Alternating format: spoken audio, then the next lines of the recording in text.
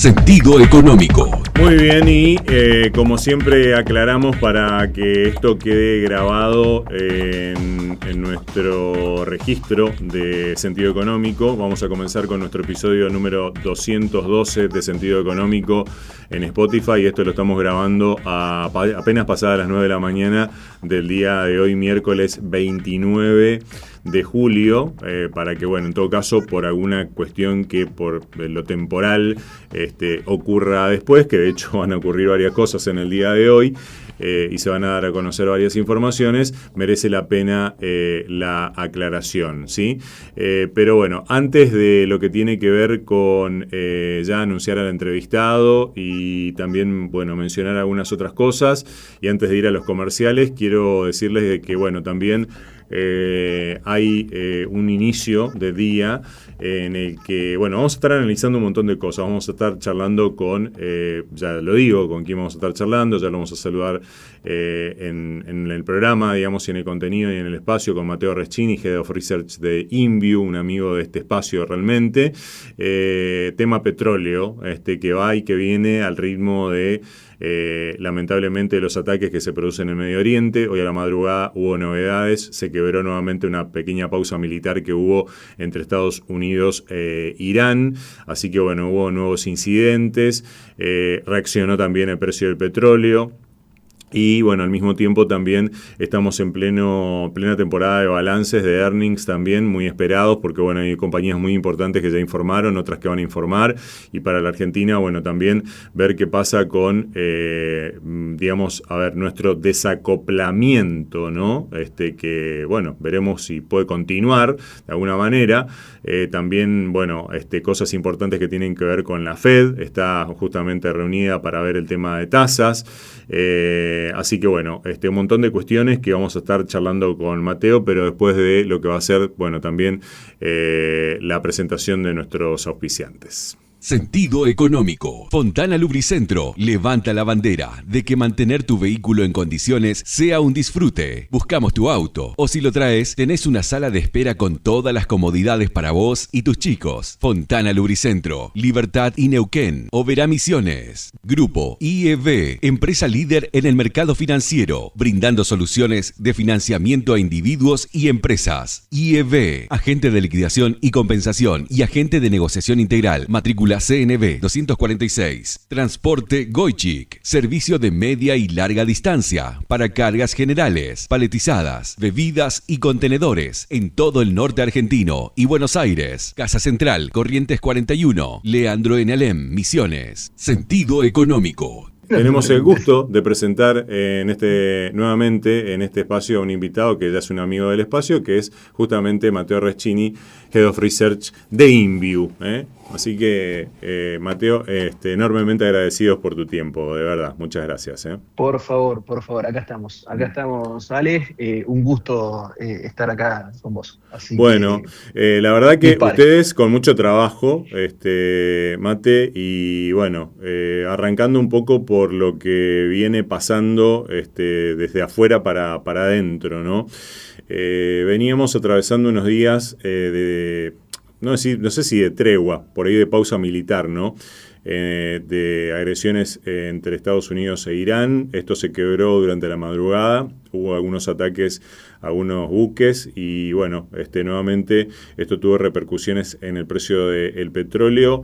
Hemos visto también algunas informaciones con respecto al tema de las existencias de petróleo, por ejemplo, en Estados Unidos. Bueno, por ahí un análisis tuyo con respecto a cómo está impactando esta situación y si el mercado está valorando por ahí una interrupción física de la oferta o más que nada operando titulares como estos. ¿Por dónde ves que viene la cuestión, Matteo? Mirá, la verdad el tema del petróleo nos tiene a todos en vela, un poco cansado, la verdad. Sí, ¿no? Ida y vuelta, desde febrero. Desde febrero que estamos así, marzo, y la realidad es que tenemos una situación, digamos, donde hay un conflicto militar, ¿sí?, entre Irán y Estados Unidos, Israel y parte de una coalición por otro lado, El tema es que, bueno, me parece que cada vez está cayendo más la ficha, que esto es mucho más inconveniente para el lado de Estados Unidos que para el lado de los iraníes, ¿no? O sea, un poco esto creo que lo hablamos incluso la última vez que estuve acá en el podcast, respecto de que, bueno, que los iraníes venden más caro el petróleo, pasan los buques propios por Hormuz como les parece, muchas veces, hasta que lo bloquea Estados Unidos.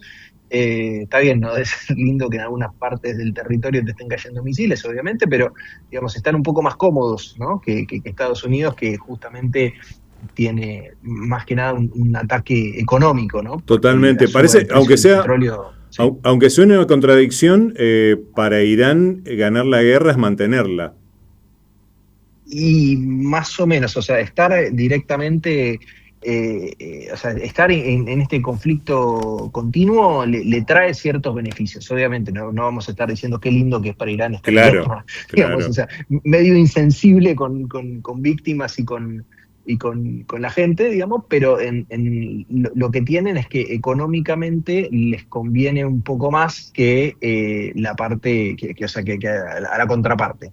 Obviamente, bien, justamente muchos de estos ataques se tratan de hacer contra infraestructura energética para que no les sea tan cómodo, pero después cuando hay ataques contra infraestructura energética se corta el suministro y aparece China, aparecen otros países también interesados a decir, miren, tírense los misiles que quieran, pero no jodan al resto, digamos, un poco. Claro. Esa es la situación. Entonces, hoy por hoy, me parece como que estamos viendo esto de escaladas del conflicto, con después un poco unos aflojes, después escaladas de nuevo. Irán, cada vez que dicen están negociando, Irán lo niega, ¿viste? Sí, sí. Entonces, medio como que tenés una cosa, y ahora, como decías vos, estoy viendo acá futuros de petróleo, ya están 4% arriba, después de ayer haber bajado también un 4 o 5%. Entonces, sí.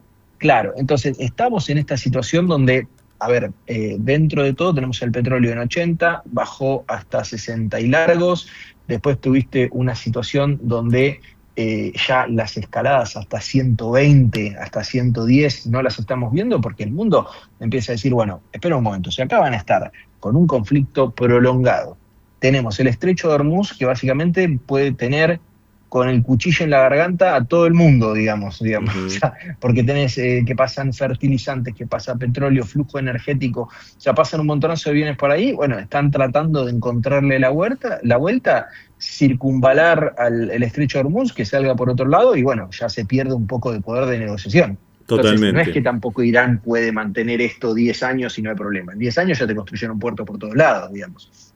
Claro, pero mientras el problema es el mientras tanto, ¿no? Exacto. El mientras tanto de los stocks de petróleo, el mientras tanto de los saltos también en los precios, en definitiva. Por eso digo, vos ves que se operan, o sea, a ver, diera la impresión, esto es una cosa muy aventurada de mi parte y en todo caso por ahí, por eso te pregunto, ¿no? Para vos que tenés, digamos, una capacidad de análisis mucho mayor.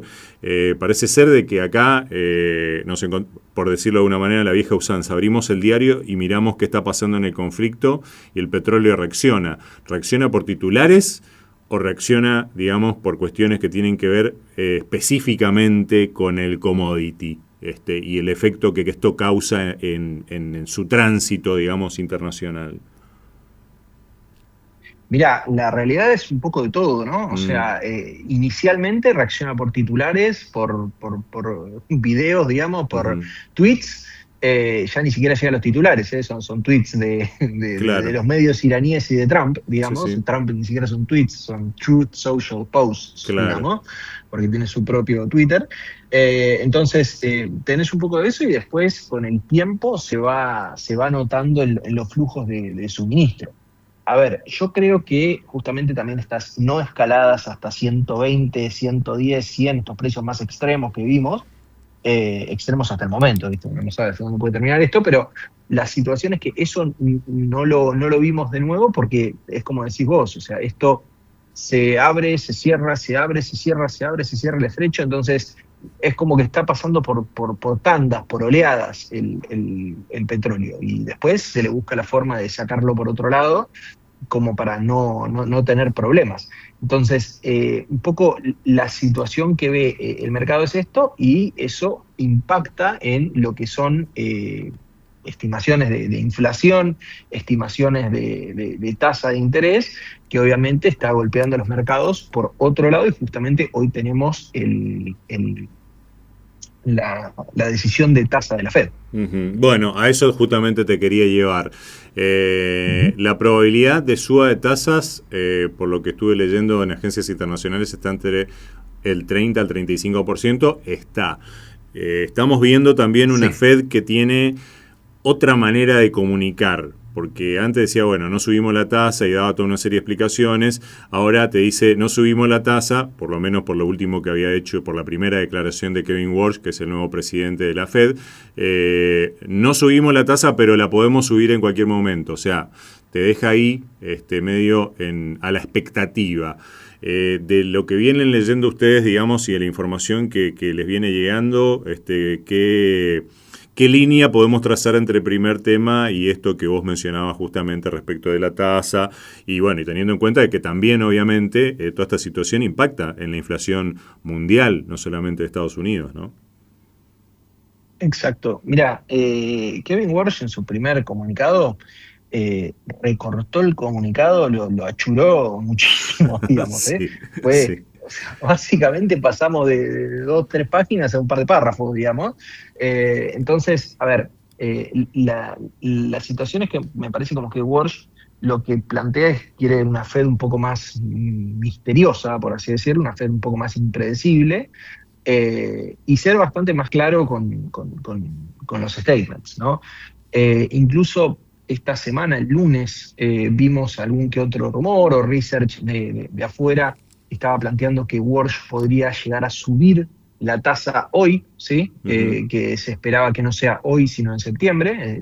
Los futuros de tasa de interés muestran bastante más consenso, ¿sí? De que sería en septiembre que hoy. Y bueno, eso generó un poco más de duda en el mercado, por eso estamos en 65-35, más o menos 2/3, 1/3, cuando en general a un día de la reunión está un poquito más definido, ¿no? A ver, yo creo que, bueno, justamente Warsh quiere controlar la inflación. Medio como que nos agarra a todos por sorpresa y que no estamos entendiendo bien la movida, digamos, porque Trump sacó a Powell porque justamente no quería bajar la tasa, y pusieron a alguien que no solo que no la está bajando, sino que la quiere subir, ¿viste? Entonces es medio como, ¿viste? Ya me imagino a Trump con un cartel que diga Powell volvé, te extraño, ¿viste? Pero no crees igual, pero... Yo tampoco, pero la situación es que sería divertido, sería muy divertido, pero la situación es que estamos ante una situación, ante un mercado que ve la inflación un poco más persistente, que ve que pueda llegar a necesitarse las subas de tasa. Estamos hoy a la espera. Yo realmente no creo que hoy suba la tasa. Si hoy la sube, me parece que tampoco el impacto sería tan terrible, que se podría recuperar dentro de poco, porque, o sea, está bien, no es una suba de tasa en septiembre, es una suba de tasa en julio. El problema sería si ya estamos viendo más subas de tasa para adelante, Claro. que no se vio estos movimientos estos días, digamos, ya está preciado eso.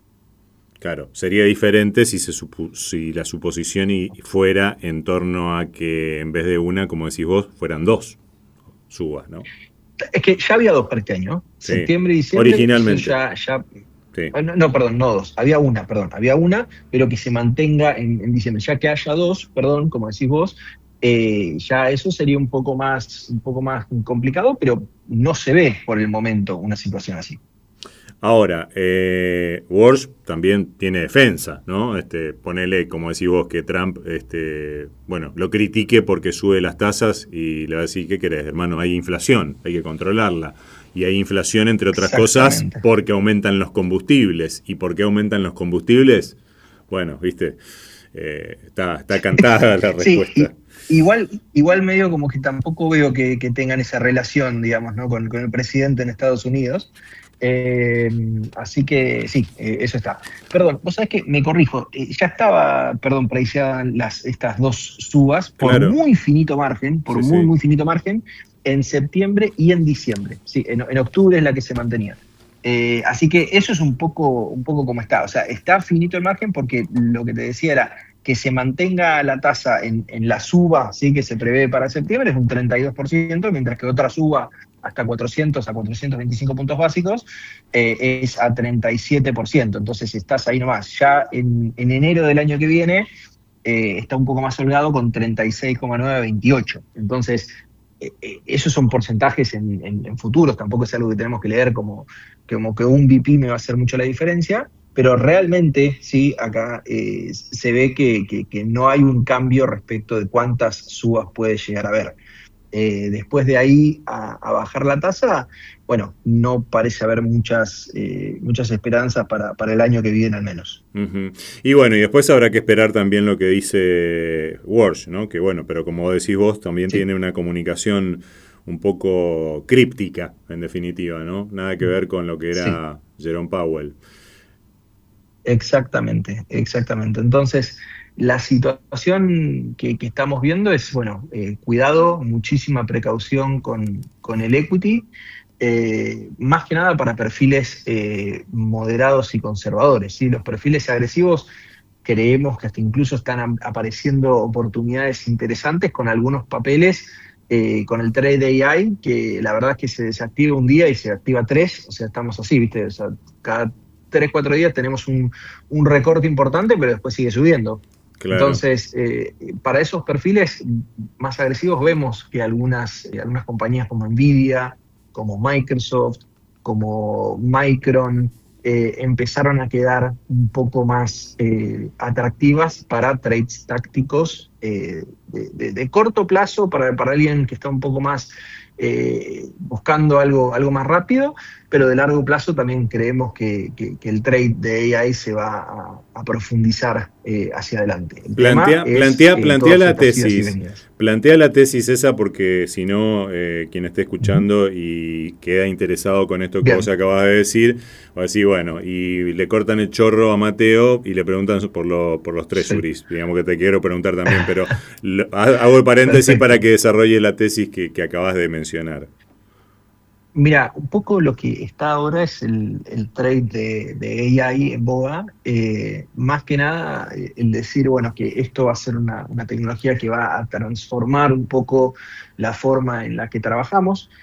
A mí, generalmente, lo que acabo de decir siempre me pone un poco nervioso porque es un poco vago, ¿sí? O sea, como cuando te dicen es lo que se viene. Ya cuando alguien dice es lo que se viene, me digo como que ya está, claro. Y no sé si es realmente lo que se viene, pero yo creo que la AI ya en muchos aspectos ya está, ¿sí? No es lo que se viene, y que tiene bastante potencial de aplicación en lo que ya está, digamos.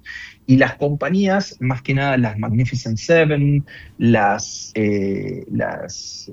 hyperscalers, como también les dicen, Facebook, Google, Amazon, Microsoft, por su lado, digamos, ahora vamos a hablar un poco de Microsoft, están gastando un montonazo, pero un montonazo de su CAPEX, de sus gastos de capital, en desarrollar, plantar pie, ¿sí? En un poco este negocio, ¿sí? La situación en eso es que hoy por hoy están armando la infraestructura, están haciendo mucho, pero mucho gasto, entonces hay algunos informes que los clasifican como los que escriben los cheques, ¿sí? Uh-huh. Los que dan los cheques, los que están gastando. Y por el otro lado te están diciendo que la otra cara del trade son los que reciben los cheques, ¿sí? O sea, son los Micron, los Nvidia, ¿sí? Que son los que específicamente están armando un poco esta infraestructura, los que hacen semiconductores para mayores servidores. Entonces, tenés bastante de ese trade, pero está bastante volátil, ¿no? O sea, los que reciben los cheques, de hecho, están bastante más volátiles que los otros. Ayer, la verdad es que hubo un poco de pánico en el nocturno en Corea, que después se pasó a todo el resto de los mercados, y tuviste que Micron bajó 10%, 12% por el momento en la rueda, mientras que hacía días que o sea, pasó de estar en 1.200 a 800, a 1.000 a 800 de nuevo. ¿Sí? Entonces, estamos así, ¿sí? Estamos en una situación bastante volátil, pero por eso decimos, para perfiles agresivos eso está bueno. Yo meto un conservador ahí y lo tengo que mandar a coronaria en 2 días, digamos, ¿no? Entonces, a esos todavía les recomendamos un poco más de índices. No sé si que los índices vas a tomar algo del trade de AI porque vas a tomar algunas ganancias de productividad, pero para el que quiere estar posicionado en esas, me parece que entre las hyperscalers, digamos, las Mag 7 es un poquitito menos arriesgado, y en las de semiconductores e infraestructura de AI es un poco más arriesgado. Y después también está que te está dejando con Microsoft, como te decía particularmente, a las empresas más del pasado, ¿viste? Las que van a reemplazar. Algunas se están quedando con valuaciones atractivas, y nos parece eso específicamente con Microsoft, por ejemplo. Mateo, estamos charlando con Mateo Reschini, Head of Research de InView. A propósito de lo que vos mencionabas, está bueno ya que te tenemos acá para que le cuentes un poquito a nuestros oyentes, así a grandes rasgos, ¿qué pasó en Corea? Que fue noticia en todos lados desde hace 48 horas. Mirá, no, empezó a haber un poco de miedo por posibles subas de tasa, porque, a ver, todo este gasto en infraestructura que les estoy comentando de Google, de empresas, las hyperscalers, las Magnificent Seven, se complica un poco si te suben la tasa. O sea, ¿cómo financias el gasto de capital? Claro. Y muchas veces con deuda. Si la deuda se vuelve más cara, se complica un poco más la situación. Entonces, ante la aparición de una nueva compañía china, ¿sí? Que viste que las compañías chinas muchas veces la estrategia inicial es vender barato y mucho, y muchas veces terminan acaparando el mercado. Bueno, apareció una compañía de semiconductores chinos, ¿sí? Más la situación de posibles subas de tasa, con que, bueno, con estas tasas está por verse cuánto de este trade de AI y aumento del CAPEX de las hyperscalers continúa. Bueno, eso hizo que se desencadene una oleada de ventas y se tome el límite de baja, ¿sí? El cortocircuito, el disyuntor sería el circuit breaker de Corea, por 8ª vez en el 2026, ¿sí? Entonces, digamos que están un poco nerviosos en Corea, están bastante volcados a lo tech. Sí. Entonces, iría por ese lado. Entonces, eso es un poco lo que está generando. Obviamente, como eso está abierto antes que los mercados de occidentales, después termina derramándose en los mercados occidentales. Entonces, eso es un poco, por eso estamos mirando Corea, ¿sí? No específicamente por algo en particular. Perfecto. Por otro lado, bueno, aprovecho también para completar un poco el panorama relacionado con el tema de tasas y, bueno, la posibilidad de que también esto tenga su impacto, como lo viene teniendo, de hecho, sobre todo en la parte más larga, digamos, de lo que tiene que ver con la duration de los bonos del Tesoro americano, ¿no? ¿Qué implica de que también tengamos esta combinación de treasuries a 30 años arriba del 5%, petróleo en alza y dólar internacional también un poco fortalecido como consecuencia de todo lo que está ocurriendo también en realidad, ¿no? Contra lo que había sido el inicio del año, que también había sido al contrario, ¿no? Con un dólar débil. Bien, a ver, es un poco lo mismo para todos lados, digamos, ¿no? O sea, es muy similar a lo que estamos hablando.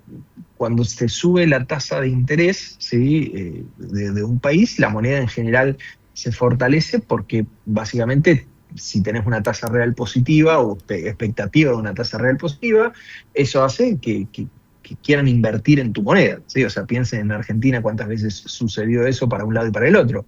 Entonces, en ese caso, lo que tenemos es que se fortalece el dólar y vos pensás, cuando se te fortalece una moneda, todo lo que está nominado en esa moneda, en general, se te debilita, ¿sí? Salvo que tengas alguna cuestión particular del propio activo. Entonces, se te fortalece el dólar y se te debilitan los commodities, se te debilitan otros activos. Entonces vamos a decir, che, pero el petróleo no es un commodity, no estuvo subiendo como loco. Está bien, pero tenés una situación particular de ese activo. O sea, están tirándose cohetes, digamos, y casi a los tiros en el Estrecho de Hormuz. Sí. Entonces, esa es un poco lo que se ve, digamos, y el problema que te genera una suba de tasa. El problema que te genera una suba de tasa es que vos decís, bueno, ¿qué tiene que ver la tasa en las acciones con los commodities, digamos? Y es que una suba de tasa fortalece a la moneda, el fortalecimiento de la moneda debilita a los otros productos, salvo situaciones particulares de mercado, y en el caso de las acciones vos tenés que les complica inversiones, les aumenta el umbral, digamos, al cual les conviene invertir, porque llega un punto en que vos decís, bueno, si yo puedo ganar 5%, ¿sí? Poniéndolo a tasa, o arriesgarme a hacer un proyecto real al 5,5% de rendimiento, y posiblemente sopeses un poco los riesgos y te vayas a tasa. Uh-huh. Entonces, también hay una cuestión, las valuaciones de las empresas son flujos de fondos estimados y descontados una tasa. Vos subís la tasa y esos flujos valen menos. Entonces, la tasa de interés es como que te termina una tasa de interés de un banco central, de una entidad muy confiable, como en este caso es la Fed, y Walsh creo que quiere también remarcar aún más la confiabilidad de la Fed, te genera todas estas idas y vueltas con los precios de los activos. Entonces, por eso importa la tasa de interés y por eso importa cómo el nivel y las decisiones y el guidance que se dé. Claro, que es una de las cuestiones, digamos, fundamentales también, no solamente los buenos números de cada compañía, sino también el guidance, como decís vos, digamos, la llamada posterior a que se dan a conocer las proyecciones, son cuestiones fundamentales, ¿no? A propósito de eso, bueno, tenemos por delante, no, en realidad estamos atravesando el momento también en el que las compañías están dando a conocer sus balances de lo que hasta el momento se dio y de lo que se va a venir. Hay algunas muy importantes desde el punto de vista de lo que tiene que ver con petróleo, justamente. Tenemos por delante Exxon, tenemos por delante Chevron. Ya dieron algunos resultados otras compañías como Ford, que tuvo también buenos resultados. Lo de Tesla, bueno, un poco decepcionante. Vos mencionabas a Google también. Y bueno, y algunas sorpresas como las de, bueno, papeles muy tradicionales como Coca-Cola.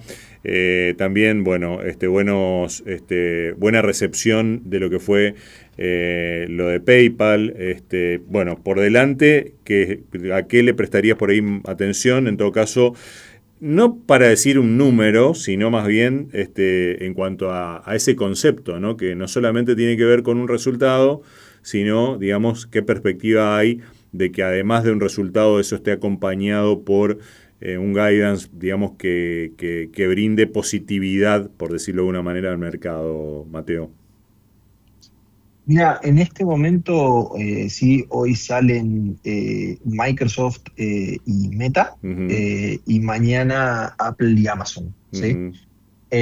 Me parece que un poco lo que va a estar mirando el mercado, que también impactó, por ejemplo, en Google, ya que son estas de las Magnificent Seven que te estaba hablando, de los hyperscalers, que son los que están escribiendo cheques, son los que están gastando, uh-huh. Es específicamente qué impacto, qué tan grande hacen este gasto de CAPEX hacia adelante, ¿no? Entonces, cuando empezó todo esto, las compañías que se metían en AI, muchos eran, bueno, buenísimos, se está metiendo en AI, es lo que se viene y todas estas cosas que me ponen un poco nervioso a veces cuando las escucho muy a la ligera.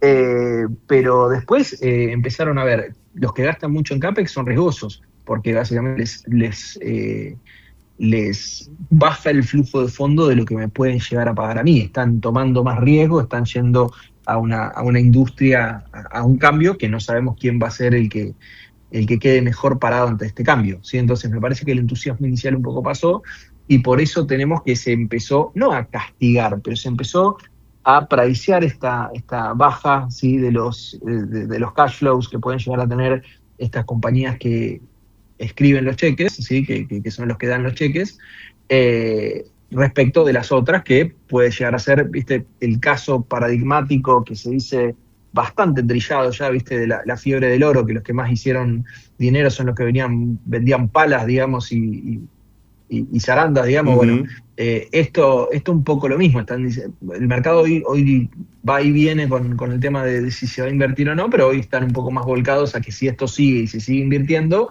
las empresas de infraestructura son las que van a ganar dinero más rápido, al menos. Entonces, hoy se presentan estos balances y queremos ver qué está haciendo Microsoft, si a Microsoft incluso la AI con su software más legacy, ¿sí? De vender software, les pega. Viste que se habla un poco del peligro de las SaaS. Las SaaS son las que venden software as a service, un servicio de software, una suscripción de software, como todos se imaginan que alguno paga el Office, digamos, como por suscripción. Claro. Entonces, me parece que en Microsoft se va a estar mirando eso, cuánto le está impactando, si Microsoft está haciendo algo cómo está gastando el CAPEX ahí, y un poco se va a mirar en todas estas. Me parece que los balances está pasando mucho por ahí, que fue incluso lo que pasó con Google, digamos. Claro. Y todo este fenómeno que vos acabás de describir también está mostrando que se está dando una rotación en el equity, ¿no? Y vemos que por ahí también Nasdaq está mostrando algunos números un poco más débiles, algunos mínimos inclusive también, y que bueno, está teniendo muchos mejores resultados, un índice más tradicional, aunque igual permeado por lo tecnológico como el Dow Jones, por ejemplo, ¿no? Bueno, exactamente, pero eso es lo que tiene un poco toda esta cuestión de inseguridad del mercado, que te estoy diciendo que de repente sube Micron 10% en un día y al otro día te baja 10, ¿viste? Entonces tenemos que estar prendiendo y apagando el trade de AI todos los días, y por eso decíamos que quizás para algún agresivo puede llegar a ser interesante ingresar, digamos, en algunos de estos días de baja. Pero así como pasa eso, te dicen, bueno, me tengo que posicionar en otro lado, ¿dónde me posiciono? ¿Cómo tomo cobertura? Y te están diciendo, bueno, y hablando mal y pronto, digamos, medio melconianesco, pero los fierros, ¿viste? Te vamos a algo más industrial, digamos, claro. Y vamos a tipo algo más parecido al Dow Jones, algo más parecido al Russell 2000, ¿sí? Que son empresas industriales chicas o directamente small caps, compañías chiquitas, como para decir, bueno, tenemos que salir de esto porque está muy volátil. ¿A dónde vamos? A lo más tradicional, digamos. Muy bien. Todavía en Estados Unidos no estamos viendo, o sea, inversiones medio argentinas en el sentido de la inversión tradicional en Argentina, ¿viste? Los fierros y el ladrillo. Bueno, en Estados Unidos todavía no estamos viendo el ladrillo, pero los fierros sí, digamos. Bien, o sea que igual, es muy pronto como para decir que se termine un ciclo tecnológico, digamos, ¿no? Son vaivenes, ¿no? Claramente, en lo más mínimo, ¿sí? En lo más mínimo para mí se termina un ciclo. O sea, no creo que se termine un ciclo, yo creo que está a mediano plazo esto continúa, esto sigue, por eso incluso en lo personal sigo comprado, pero la situación es que veo que puede haber bastante volatilidad que un inversor moderado no quiera correr, ¿sí? O sea, eso es un poco lo que veo y lo que yo advierto a los asesores, ¿no? Totalmente. Bueno, y entrando ya también en el redondeo de esta cuestión, no podemos dejar afuera obviamente Argentina, con un riesgo país alrededor de 450 puntos, que bueno, había estado más cerca de los 400 hace también algunas semanas, con bueno, toda una serie de cuestiones macro consolidadas, bastante positivas. Bueno, vino Georgieva, no sabemos bien a qué, pero vino y nos elogió mucho, aunque... A ver cómo estaban las cosas. A ver cómo estaban las cosas. A ver cómo estaban las cosas, sí. Y avisar de que no va a haber más plata también.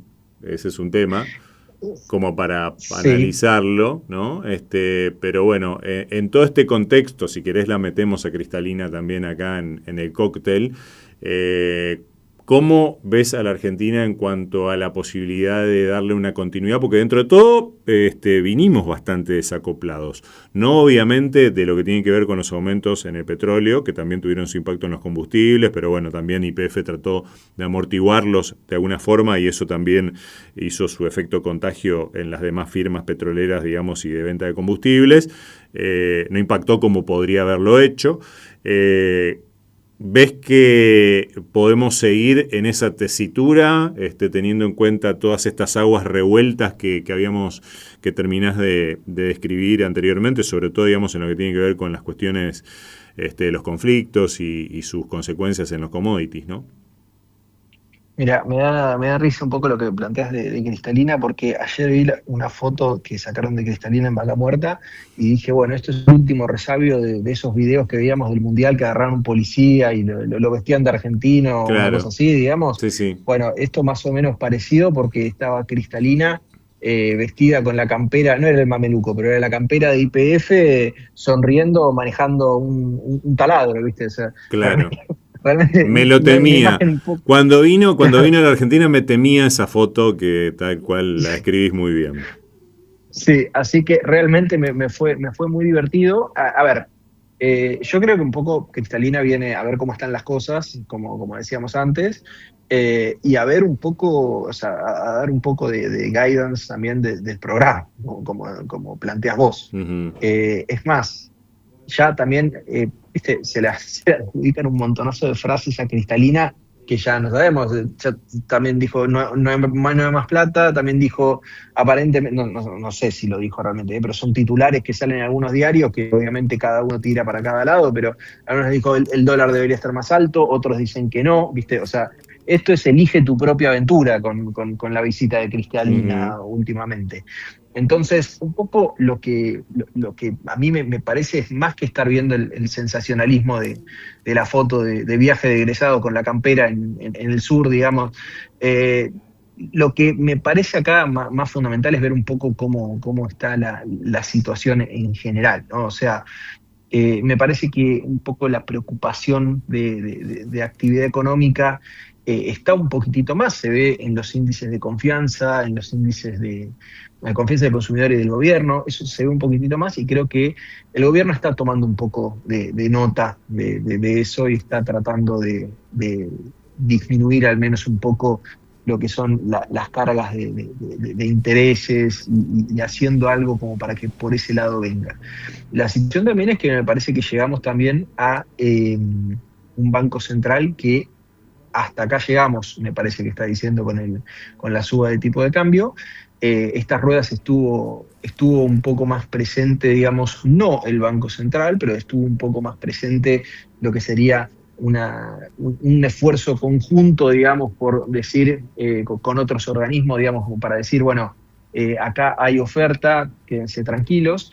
De hecho, ayer vimos la primera rueda desde el 2 de enero, ¿sí? Que no es la primera rueda del año, porque leí la primera rueda del año, no, en realidad es la segunda rueda del año, pero bueno, es un tecnicismo de ñoño, digamos. Pero desde el 2 de enero tenemos que es la primera vez que no compra. A ver, no me parece para nada catastrófico. Esto no es, bueno, señores, fue un gusto comprar reservas con ustedes, esto no creo que suceda, puede volver a comprar rápidamente, pero me parece que se está notando un poco, creo que lo hablamos la vez pasada, de que en el segundo semestre podía haber un poco más de demanda, ¿sí? En el mercado cambiario, y se está notando un poco más esa demanda, ¿sí? Nada implica que capaz que pasado mañana que es viernes, capaz que no se te compran 300 millones de nuevo y sigue todo igual y no hay problema y se está meramente gestionando el ritmo.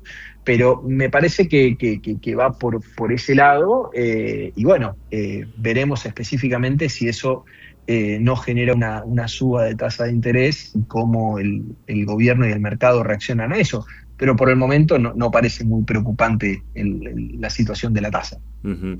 El análisis de research de InView, Mateo, bueno, muestra obviamente el cuadro diario, porque dan a conocer un muy completo informe diariamente de renta fija, y bueno, está mostrando también algunos rendimientos de lo que tiene que ver con lo más cercano hacia lo más lejano, y la pregunta por ahí, digamos, es ¿en qué medida conservar el tramo corto de la deuda, dado también, bueno, todo este contexto, a ver, el nuestro y el ajeno, por decirlo de una manera, el internacional, ¿no?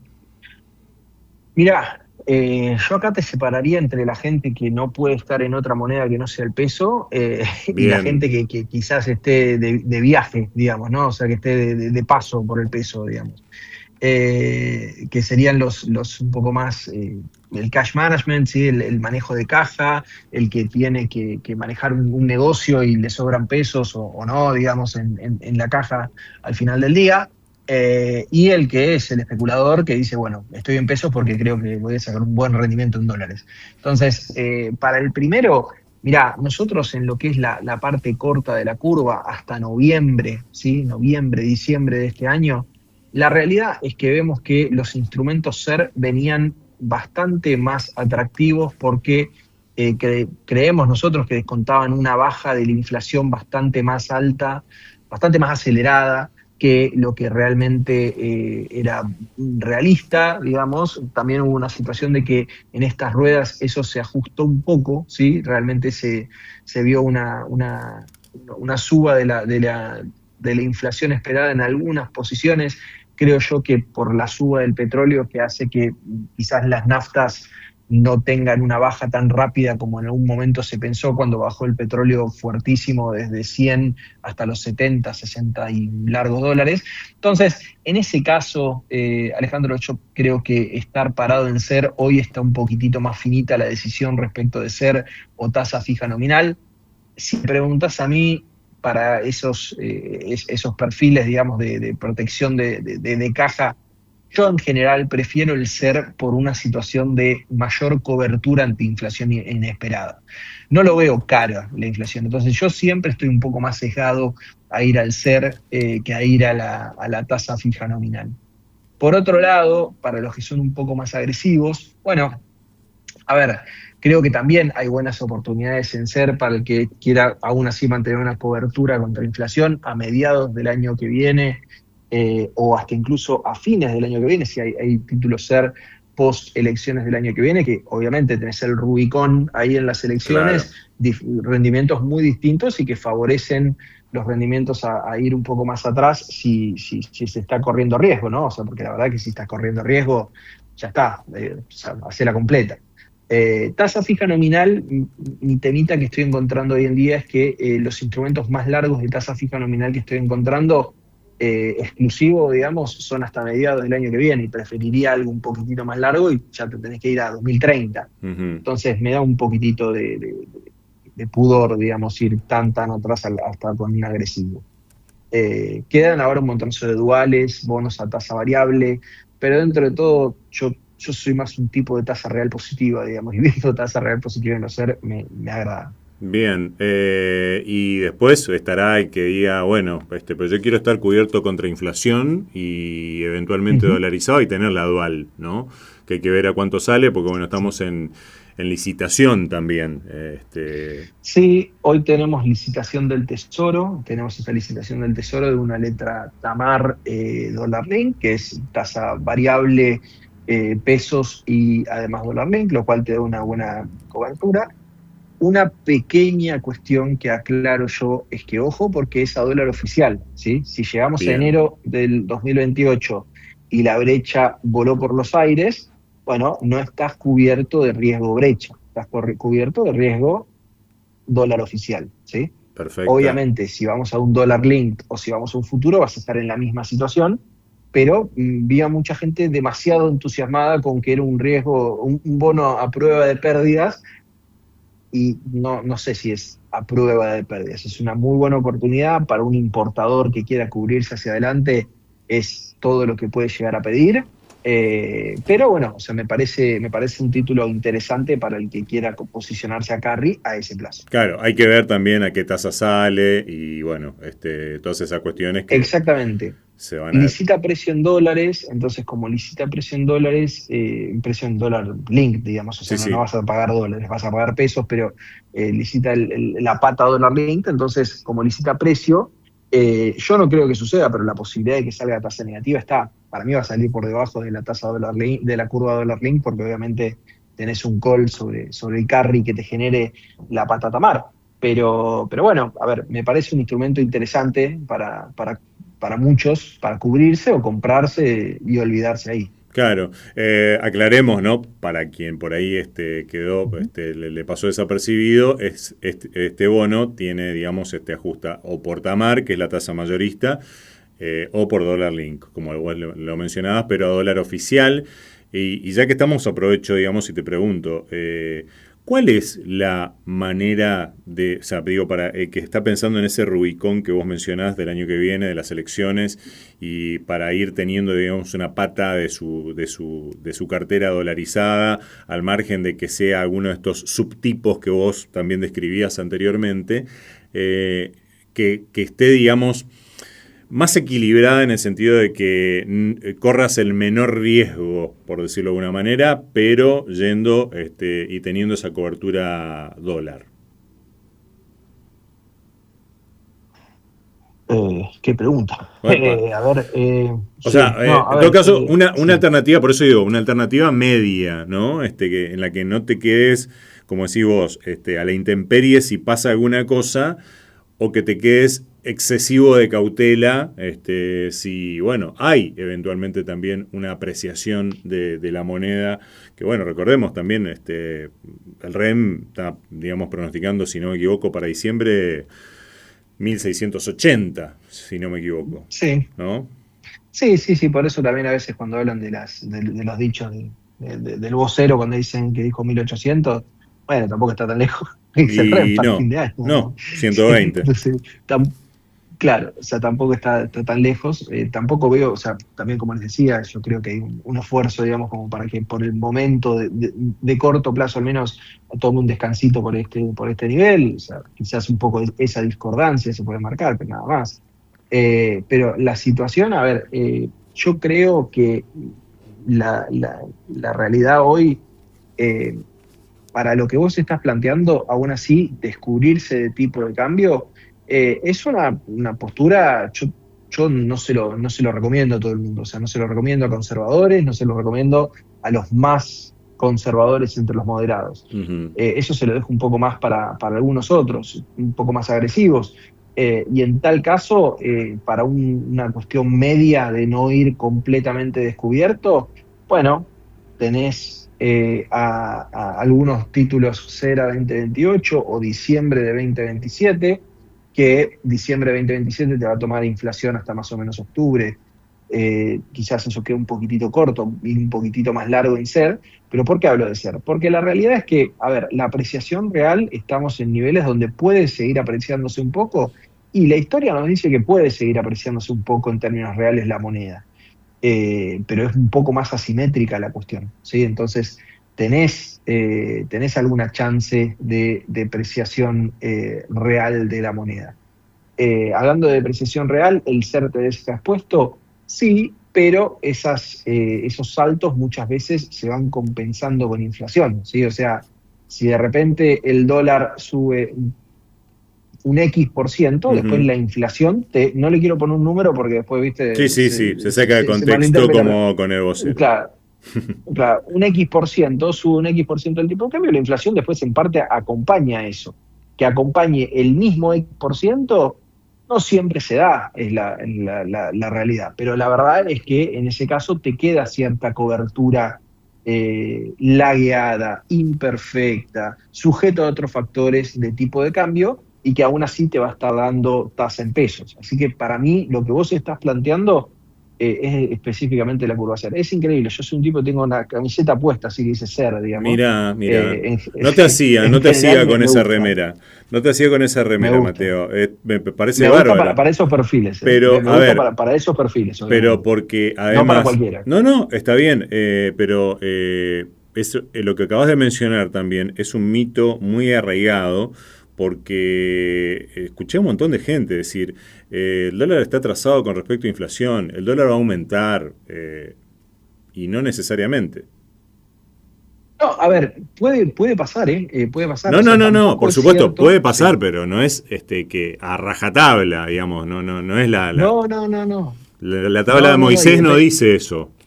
No dice, el mandamiento 11 no lo dice, claro. lo dice, atrás lo decía, nada más que no lo habían agarrado. Pero la cuestión es que, a ver, me parece a mí que es una cuestión con esto de la cosa que también me parece, no me parece del todo cierto el decir, y bueno, si el dólar sube X%, la inflación va a subir X% y estamos en la misma. No es tan así, o sea, que tengamos que el tipo de cambio real, ¿sí? Que también uno puede llegar a decir, porque es una crítica muy palpable que muchas veces hace el mismo presidente Milei, que no se puede usar para comparar para atrás. Ok, está bien, pero si vemos para atrás, en algún punto, hubo subas del tipo de cambio real. O sea, si hay subas del tipo de cambio real, es porque de repente tenés una suba del tipo de cambio por encima de la inflación, y después el tema es la velocidad a la cual eso se recupera, ¿sí? Pensemos que del salto de tipo de cambio que hubo desde el 2002, se tardaron años, muchos años en volver, ¿sí? No estamos hablando de que vaya a ser exactamente lo mismo, solo estoy planteando de que no existe el movimiento de siempre que sube tanto y bueno, rápidamente lo recupera. Hay factores que te lo pueden frenar un poco, y me parece que en una economía un poco más desindexada como es la que se apunta, puedes subir el tipo de cambio sin que se te pase toda inflación, que es específicamente lo que yo creo que también, yo creo firmemente que el gobierno quiere que eso pase, ¿sí? O sea, quiere que desindexar la economía para que se pueda mover un poco más el tipo de cambio sin tener un pasaje directo a inflación. Sí. Pero mientras tanto, digamos, o sea, al menos la inflación al tipo de cambio te la mira con un ojo, digamos, o sea, capaz que no te la mira con los dos, pero con un ojo te lo mira. Entonces vos me decís, bueno, algo que pueda llegar a estar una cobertura media, y bueno, anda a ser. Claro. Mateo, el desacoplamiento o el relativo desacoplamiento argentino pasa un poco por el equity argentino o es una cuestión de que, como si vos se aprecian unos productos y se desaprecian otros. Bueno, en parte pasó un poco eso este año, que pasó, en un momento habían quedado bastante atrasados los ADRs bancarios, no sé si recuerdan. Sí. Después hicieron un catch-up importante, pero en un momento habían quedado desacoplados. Ese es el momento donde quizás a mí no me molestaban tanto, porque la verdad que no soy tan de estar comprado en bancos en general en Argentina, pero fuera de eso, yo creo que si nos miramos el Merval al CCL, está oscilando por $2.000, que esto lo dije la vez pasada, está oscilando en $2.000 y por momentos esto pasó y fue hasta 2.200 cuando había rumores de que nos reclasificaban, pero luego después no se dio la reclasificación. Entonces, como no se dio la reclasificación, tuvimos esa situación donde después volvió otra vez a 2.000, ¿sí? Entonces, medio como que estamos ahí, los papeles petroleros y bancarios van y vienen y se turnan un poco, y los petroleros tuvieron su momento de brillar este año por la suba del petróleo, pero la realidad es que hubo momentos en los cuales si los petroleros no tenían la situación del petróleo, tenías a que lo que habían bajado los bancarios por temores a Mora y todo, te podía llegar a romper hacia abajo este oscilado de $2.000 del Merval. Entonces, creo que por H o por B nos estamos quedando en estos $2.000 y creo que estamos esperando, el equity en general está esperando mejores noticias por el lado de la actividad económica. O sea, creo que eso sería un buen driver para que levante un poco más, y me parece que ya todos estamos tomando un poco de cautela y de distancia, esperando la volatilidad que va a ser el año eleccionario 2027. Bueno, le pusiste un broche espectacular al episodio, Mateo, así que te queremos agradecer mucho por tu tiempo y la verdad también por la didáctica con la que nos explicás todas estas cosas. Por favor, es un gusto siempre estar acá, Alejandro. Bueno, gracias Mateo Recchini, Head of Research de InView, hasta una próxima oportunidad, Mate, gracias. Hasta una próxima oportunidad. Muchas gracias a ustedes. Adiós. Chau, chau. Y de esta manera termina nuestro episodio número 212 de Sentido Económico, que compartimos con Mateo Recchini de InView, que bueno, siempre muy amable, nos atiende y comparte este momento con nosotros.